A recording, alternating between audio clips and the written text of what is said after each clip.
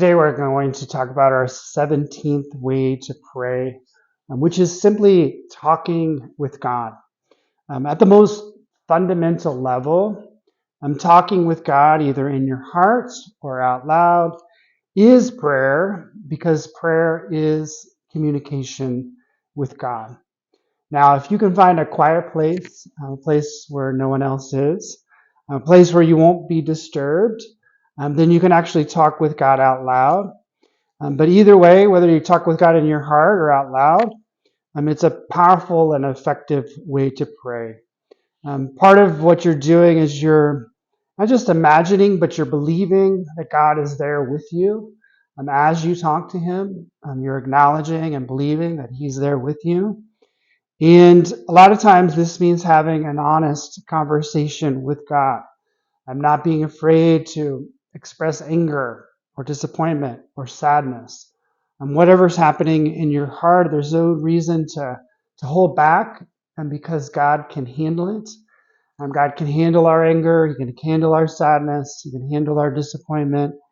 And so you don't have to hold back. You don't have to be embarrassed. Actually, it's really good to just be able to have that time where you express whatever's happening in your life. You may find yourself crying. You may find yourself laughing. You may find yourself giving thanks. You may find yourself praising or lamenting or expressing doubts or confusion, even yelling at times, or expressing the hope in your heart. Whatever it is, whatever is there, as you express it, as you bring it to God, it becomes prayer. And after you've said everything you want to say to God, interiorly or out loud, and then it's time to listen. It's time to open up yourself to listen to Him and what He might have to say to you. So on the one hand, you don't have to be afraid to express yourself as you talk with God. And on the other hand, for it to be a dialogue instead of simply a monologue, you also must open yourself up to listening to Him. And sometimes listening to Him means that you're going to hear His voice speaking to you in your heart.